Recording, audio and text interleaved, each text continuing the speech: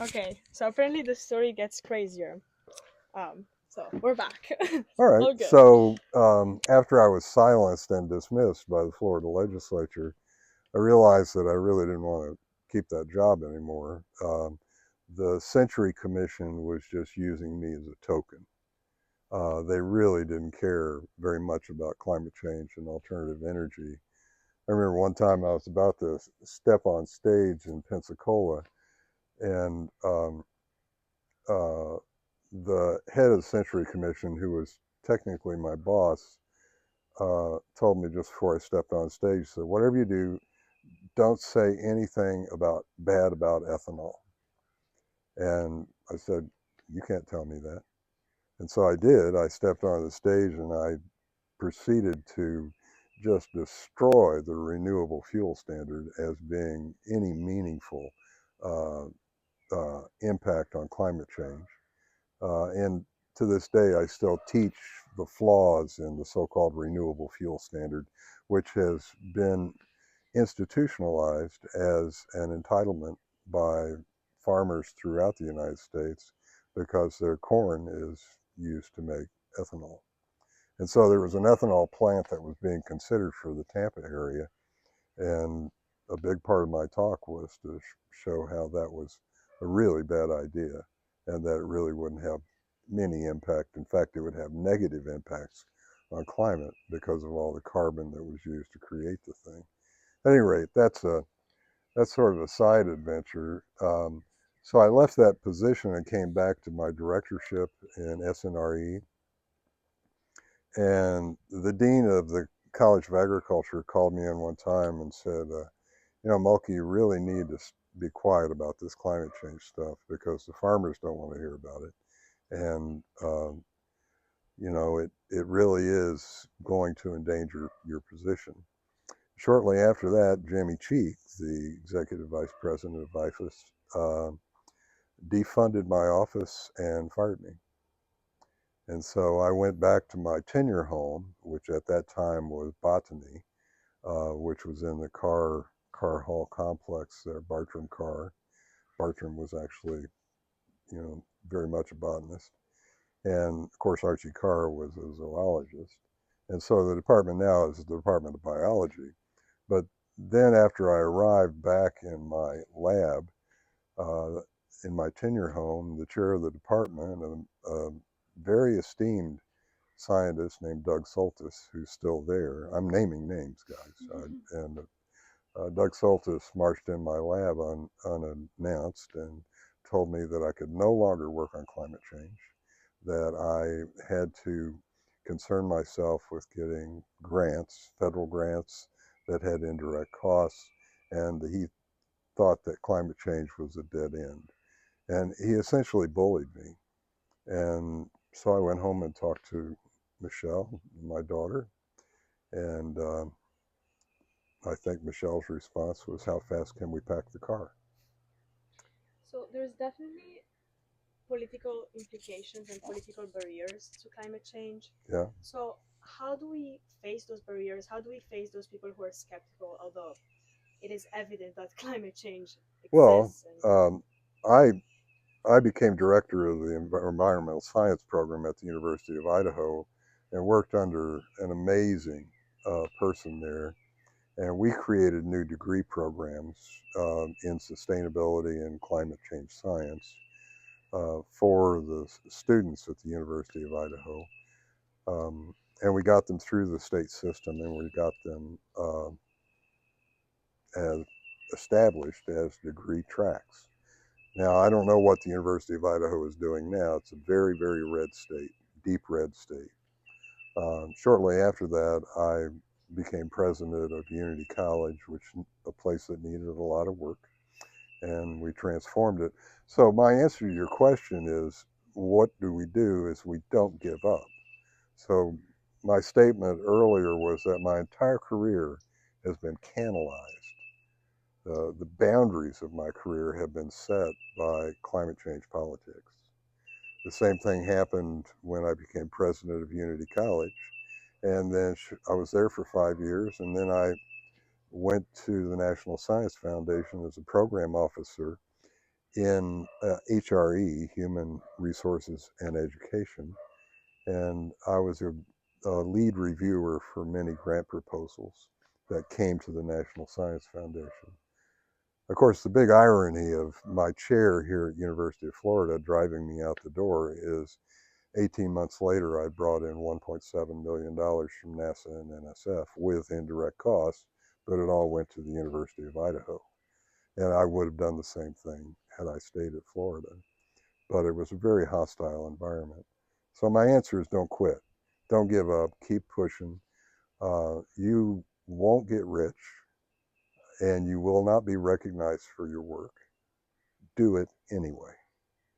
It's the most honorable and pressing work that you can possibly do now.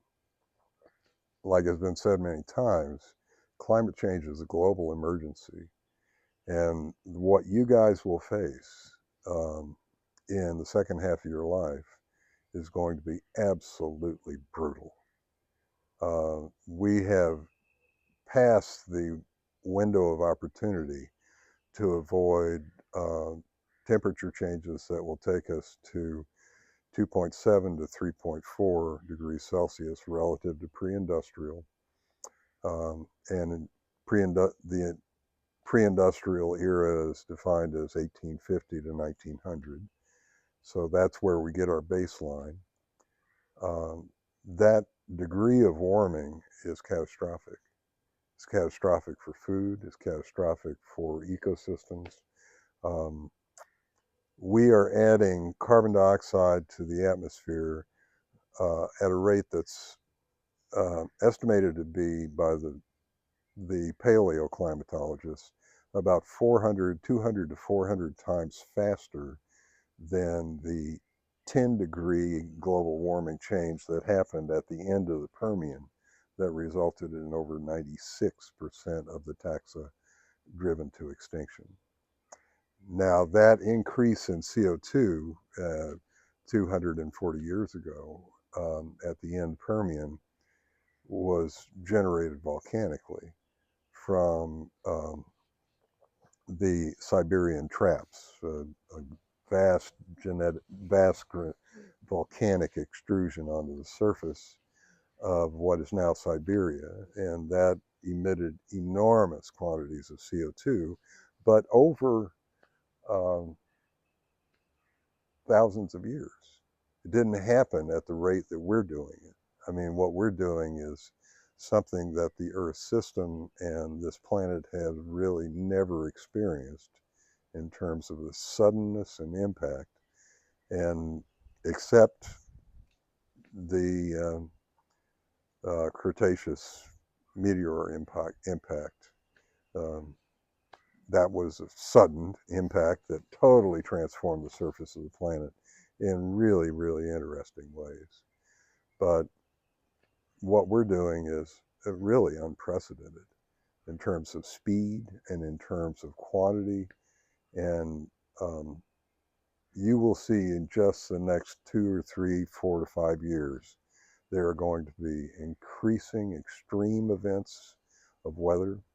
Um, the danger to populations in places like Florida and along the coast will increase. All of these negative outcomes are going to become manifold, um, impacting with one another and the extreme heat. So you put more energy into the upper atmosphere, into the troposphere where we live, this warm, moist region, with the greenhouse gases, and that energy has to go someplace. So it has more sucking power to dry out the soil, yet it also produces torrential downpours and major weather events that are very destructive. And so this is what we're going to see more and more and more of moving into the future. And like I said, the second half of your life will be brutal because we're really entrained on this path. And you guys in the Clio group, uh, if anything I could suggest to you based on what I know about what you do you need to get much more demanding and much more aggressive because your future has been sold down the river.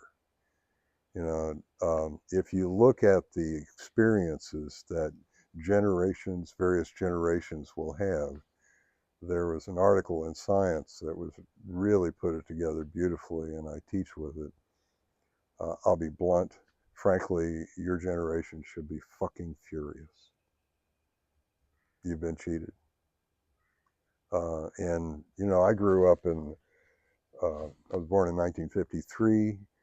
The environment that I inhabited as a beginning ecologist and an undergraduate, and the places that I lived and worked were very much closer to a normal climate than, in fact, the baseline for normal climate is taken from that era, although it had already shown changes by that time. They were nothing as dramatic as what we're seeing now. I mean, you tell someone in Florida that you want to protect the environment, and you tell someone in Florida that you want to deal with climate change, and I think you get two completely different responses. Right? You've worked in this state for a long time. How do you handle that? How do you approach that? Um, I am no longer reticent. I don't. I don't. Uh, I don't back down when somebody tells me that climate change is not that big a deal. I challenge them. I tell the fact-based, science-based story, and um, you guys need to learn. You are learning in Clio effective and affective communication. So the messenger is as important as the message. Now, I'm a university professor, very intellectual. I'm proud to be an intellectual. That's what I always wanted to be, was a scientist and intellectual. And that disqualifies me for talking to certain political constituencies. I'm not the right person to carry that message. So you carry the message, you don't give up, and you find the right people that can carry the message with you. And one of the things that's important for students is they feel they're frightened to be singled out and to receive um, um, retribution for their position on climate change in a state like Florida. And that's where an organization comes in. You don't stand out. There's no individual that's going to change the tide, but Clio can. An organization can. Sunrise.org can. And Sunrise has done incredible work here in Gainesville. Like I mentioned to you before we started, 85% of the students that take my courses are women.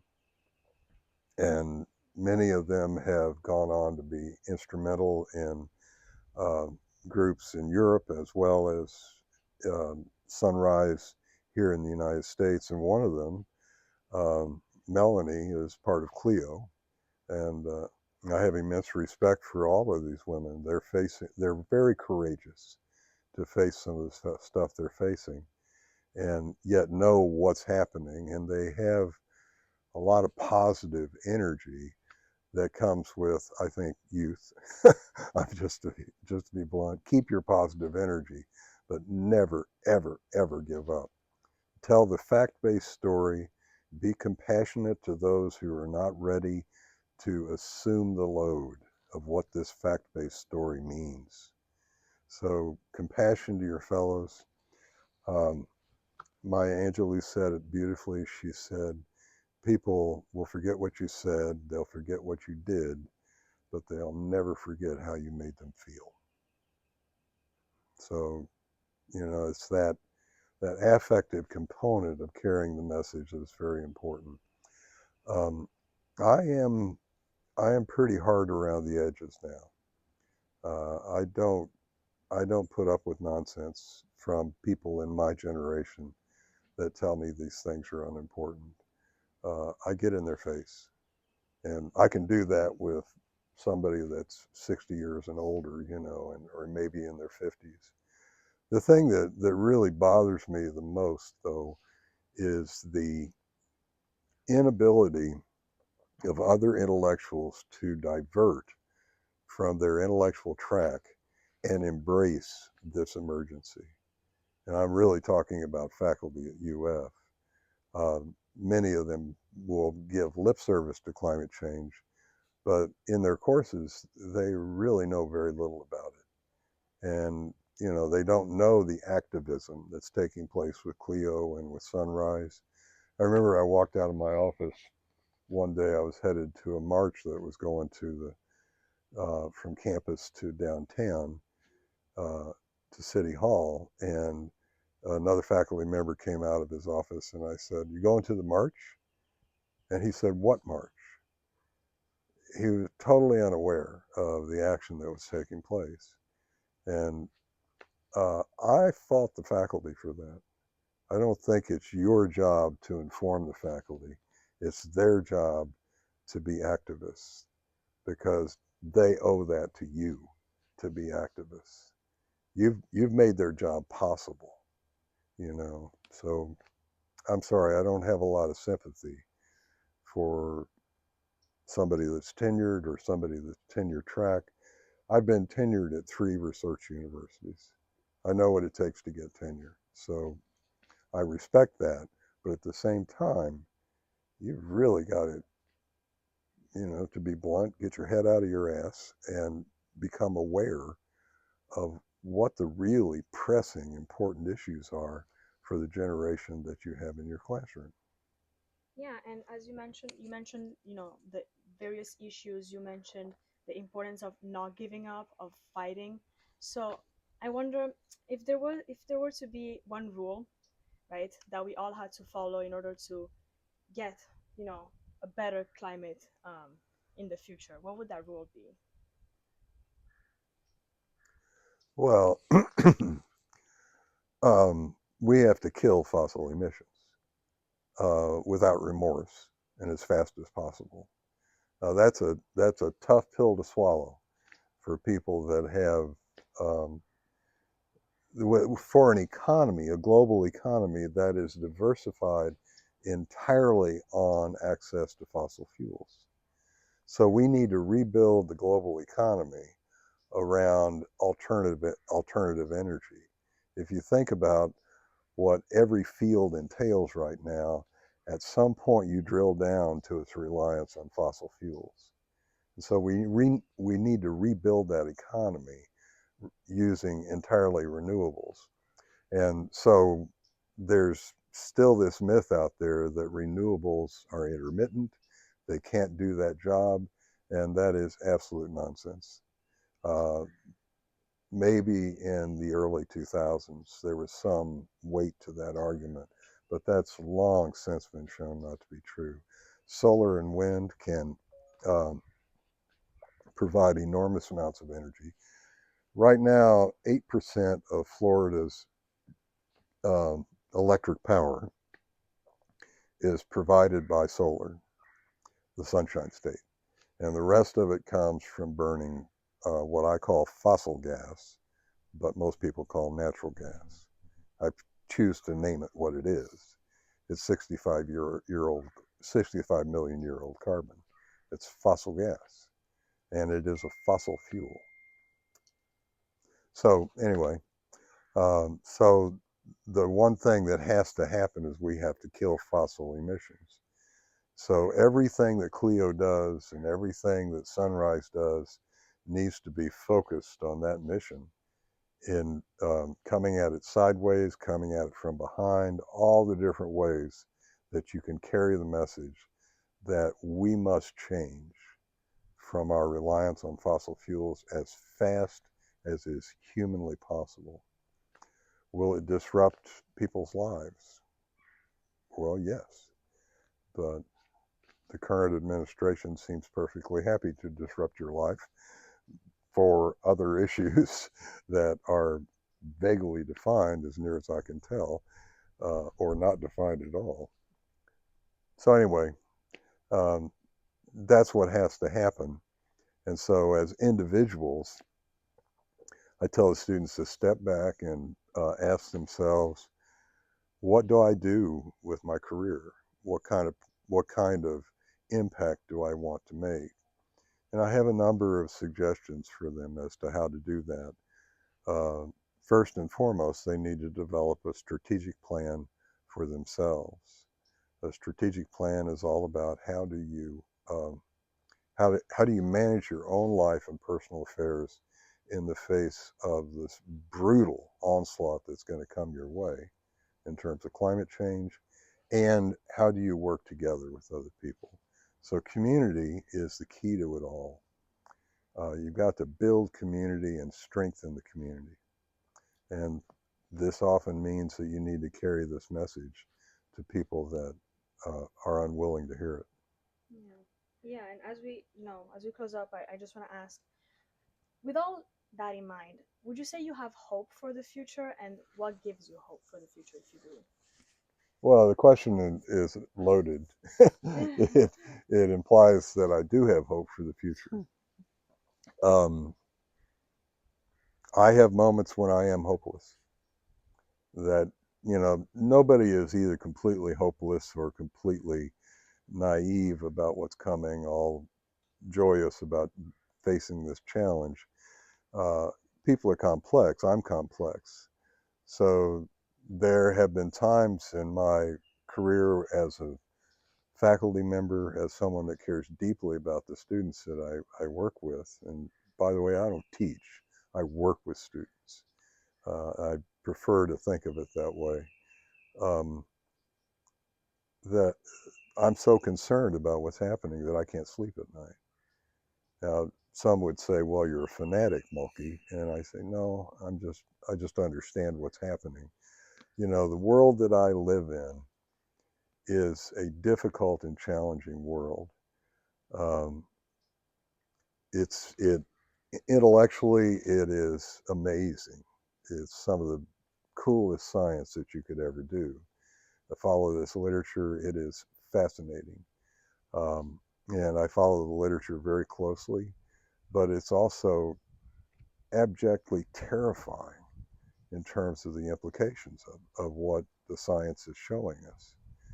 And so I have to live with those two juxtapositions. I sometimes I'm really excited to go give a lecture and talk to the students about. Um, See, I teach two upper division courses, one on climate change and health, and the other one on my flagship, climate change biology. And then presently, I'm slated to teach two lower division courses, global change ecology, and the other one is communities and climate change, which is a Quest 2 course. I've decided to jettison the communities and climate change course. It's too much for me. Um, I'm sorry to do this because it is an important adjunct to what the students are hearing. Other Quest courses tend to be puffballs. My Quest course was not a puffball. It really required that the students dig into climate change and talk about it. So I do that with my other lower division course. And like I said, in all of my courses, 85% of the those who are enrolled are women. And so, I'll stop there. What else can I tell you? I'm complex. Sometimes I am hopeless. Other times I focus on the actions that can be taken. Um, it is hard not to have regressed into hopelessness when the United States elected Donald Trump again, because I knew what was coming for climate change. Right now, I'm revising a module on climate change and public health for my lower division course. And I have to include all of this horror show that the Trump #2 is imposing on the agencies. The CDC had all of its pages on climate change go dark, and then they came back without reference to climate change. And that was following the executive orders of the Trump administration. How can the CDC do its job without acknowledging the public health emergency created by climate change. It's just absurd. It's totally absurd. So there have been moments since um, the electorate spoke on the 5th of November that I have just been utterly despondent. And other times wake up and I say, I got to keep fighting. I got to keep going. But it is hard when uh, the public, the state we're in, other faculty, all dismiss climate change. They want to keep going with their fossil fueled life. Well, you can't do that. You will be forced to change. You know, you will take action. It may not be action that you've preferred, but you will have to take action. It's going to change what you eat. It's going to change where you live. It's going to change how you get to work. It'll probably change your career in terms of what you actually do. Everything about your life is now in the process of transforming because of this one huge overarching reality that's being imposed on the entire planet. Young people are going to inherit this the climate. We're going to inherit the problems that generations before us caused. You said you want people to be aggressive. What does that look like? What's your message to them? Um, Never miss an opportunity to carry the message on climate change. Never miss an opportunity to raise awareness. Um, Make sure that you're part of organizations that are politically active. Um, all the stuff that Cleo does is the right stuff. So look to yourselves. Those are the answers. Um, one of the things that you implied is that we can prevail in this effort. Your generation can adapt to it. Let me be blunt and very, very clear. You will not adapt to this. Adaptation will hit its limit. There will be only so much that you can adapt to, and the rest will be suffering and pain. So, um, adaptation is not the answer to this. Adaptation and mitigation together are the answer. And mitigation means killing fossil emissions. And we need to kill it as fast as possible and without looking back. It has to be done. And people need to embrace that in order to get it done. And this administration that now is ruling um, our movement into the coming years, um, the Biden administration had turned the situation around from Trump 1 to implementing the U.S. Global Change Research Program. The National Climate Assessment number 5 was published under the Biden administration. All that is now uh, the end.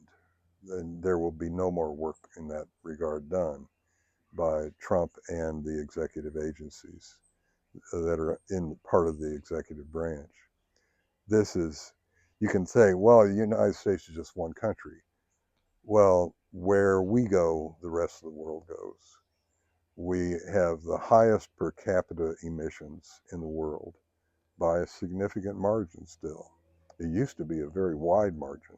We have the highest consumption of materials and goods. And your generation is not the cause of that. Let me be clear. My generation did that. The baby boomers, we created this devastation that is being visited upon you. So I was born in 1953. The vast majority of people that were raised in the same generation I was had no interest in climate change or even awareness that it was a thing. Their interest was in, money, growing their capital, growing their resources, getting the big house, getting the big car. It's just classic American consumption. Um, what people need to realize now, the young people need to realize, is you will never consume at the same rate that those previous generations did. You can't. And moreover, you won't be able to because of all of the consequences that have been created from this. So it's going to be a very different world. You're not going to have a big house with 2 cars in the garage. You know, I recommend riding a bike, an electric bike. And Gainesville's got a long way to go to make it a bike friendly city. It's getting there. But I commute to the university every day on a bicycle. I don't even have a parking pass. Even if it's cold and rainy out, I put on the right gear, I saddle up on the bike, and I leave in plenty of time to get there. So why would you drive a car on campus? That's insane. I mean, irrespective of the of the climate issues, it's just insane to try and drive a car on campus. Ride a bike. I never have any trouble getting where I want to go. I've never stopped by traffic. I cruise right up to my office No car building. issues. Yeah, and I just lock the bike up and go up to my office. I mean, that's it. I mean, why would you drive and then walk 2 miles to get to your office? It's just insane. I'm sorry. Now, some people have to. They live so far away from campus that they have to drive to some central point and then take the bus system in. I appreciate that, but there are many, many, many people that don't need to have a car or a scooter, motorized scooter on campus that uses fossil fuels. A lot of the mopeds, a lot of the motorized scooters that just cram into the parking spaces for them, those are entirely unnecessary. If you're using a scooter, you're within biking distance, almost always. So, Thank you for the opportunity to interview. Thank you for letting us sit down and have this discussion with you. I think a lot of people need to hear what you said, and I'm very grateful that you're giving us the opportunity for people to what do you hear that. get? How will you distribute it? Um, it will be distributed on YouTube. It's going to be like the entirety of the interview, once it's put together and edited, will be on YouTube. Okay, It's going to be distributed through the Clio Institute, through all of their platforms, including Instagram.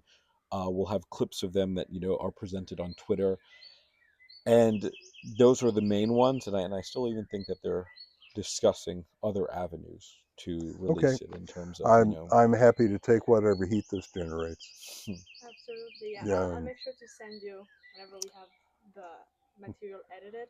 I'll send it to you No, so if you it, can see I imagine I'll piss some people off by what I said, and I'm perfectly okay with that. Um, you can dismiss me, but you really can't dismiss the experiences that I've had and the long history that I have. Like I said, my entire career has been canalized by the politics of climate change. Um, there's not much more to say about it. So, yeah, I want to say, thank you for being real because some people are afraid of, like you were saying, of what others might think, what others might say. So it's important to, keep it real. Say this is an issue, and we need to stand up and fight now. yeah, well, I don't have the protection of tenure, and so I would not be surprised to be fired at any point. I can be dismissed without cause from my teaching position, and I hope that doesn't happen, but I cannot be silent. I have to speak up. And if senior administration is pissed off by what I say, then maybe they need to look in the mirror, not at me. Because what I'm talking about is fact-based science. There's no avoiding the reality of what's coming and what is unfolding now. I'm gonna ask you to do one final thing for me. I Uh don't huh. know. I actually don't even need to speak as much for this.